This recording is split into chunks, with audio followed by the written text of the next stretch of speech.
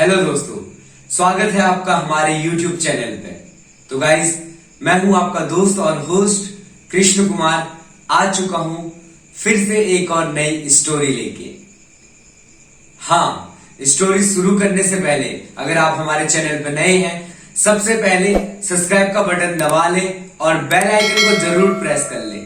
Bell icon इसलिए ताकि हम आगे कोई वीडियो डालें, आपको उस वीडियो का नोटिफिकेशन मिल सके। तो शुरू करते हैं आज की मोटिवेशनल कहानी। आज की कहानी शुरू होती है एक जंगल से।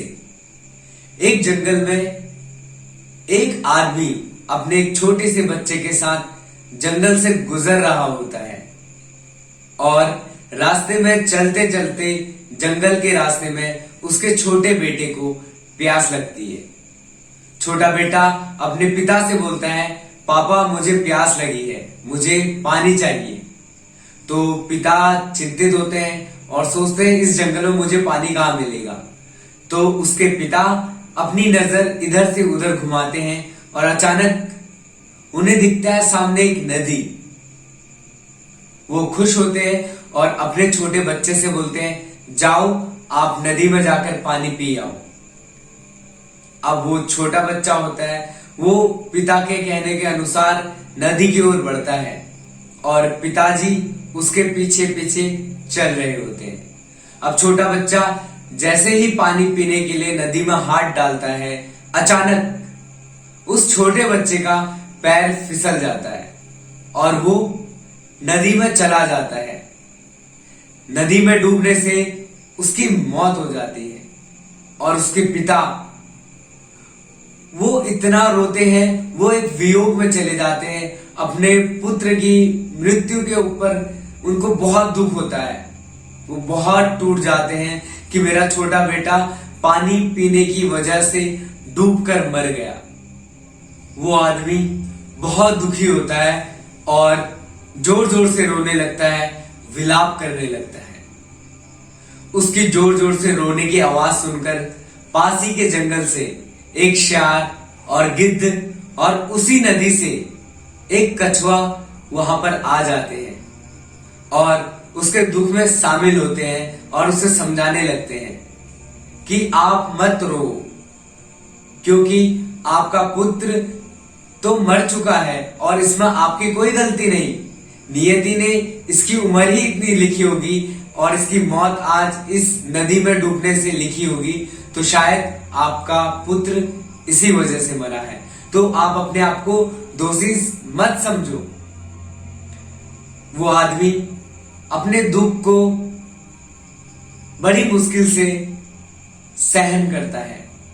अंत में वो उस शेर और गिद्ध और कछुए से पूछता है कि मेरा पुत्र तो मर गया, अब मैं इसका अंतिम संस्कार कैसे करूं।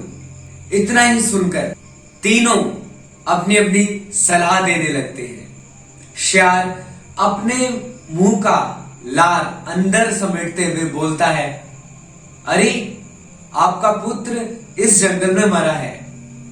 आप एक काम करो, अपने पुत्र के इस मरे हुए शरीर को किसी पहाड़ी पर छोड़ दो, जिससे स्वयं धरती मां इसका अंतिम संस्कार कर देगी। और इतना शेर बोलता है, इतने में ही गिद्ध बोलता है, नहीं नहीं, तुम इसके मृत शरीर को ऐसे ही किसी चट्टान या जमीन पर मत छोड़ना, क्योंकि हो सकता है इसके इस शरीर को पूरे जंगली जानवर खा जाएं।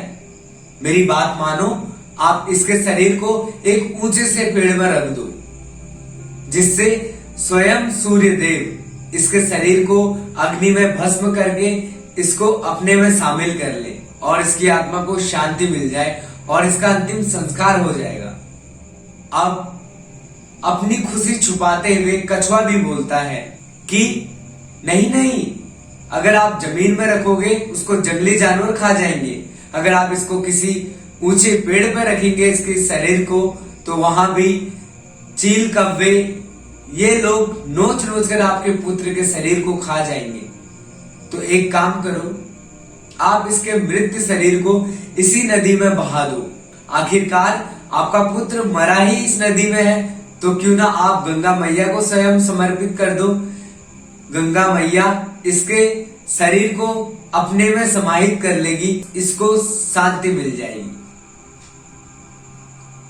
अब 3 के 3 जानवर उस आदमी को ये बताकर एक दूसरे का मुंह ताक रहे होते हैं।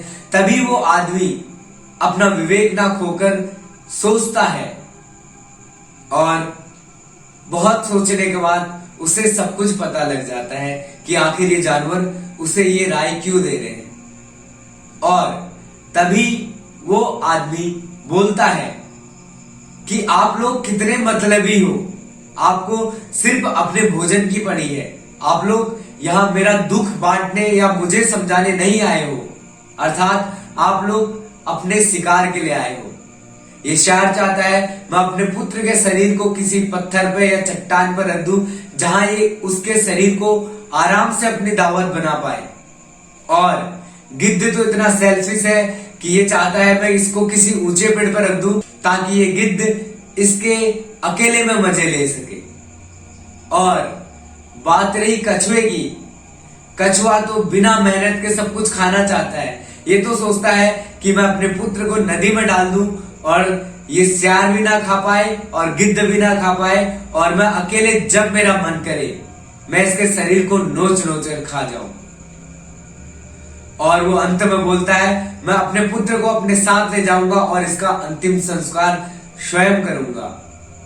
तो साथियों, वो अपने उस पुत्र के मृत देह को अपने पास उठाकर उस जंगल से चला जाता है। तो साथियों, ये थी आज की कहानी।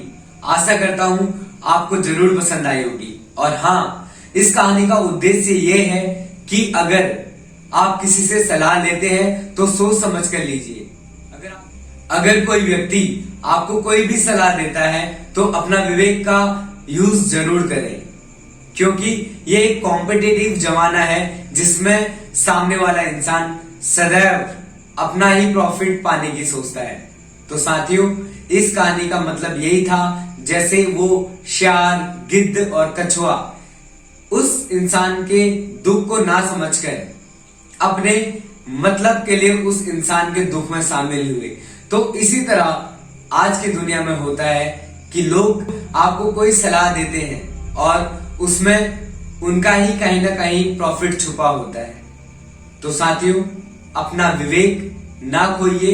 अगर कोई सलाह आप लेते हैं तो अपना विवेक का पूरा यूज कीजिए और उसका मंथन कीजिए। तो साथियों, आज की कहानी बस इतनी थी। आशा करता हूं आपको ये कहानी भी पसंद आई होगी। अगर हाँ, आपको सच में हमारी कहानियां पसंद आती है तो एक बार फिर से बोलता हूं, चैनल को सब्सक्राइब कर लें, बेल आइकन को प्रेस करें, लाइक कीजिए, कमेंट कीजिए और शेयर कीजिए। मिलते हैं ऐसे ही एक और इंटरेस्टिंग कहानी के साथ नेक्स्ट एपिसोड में। तब तक के लिए बाय। घर में रहिए, सुरक्षित रहिए।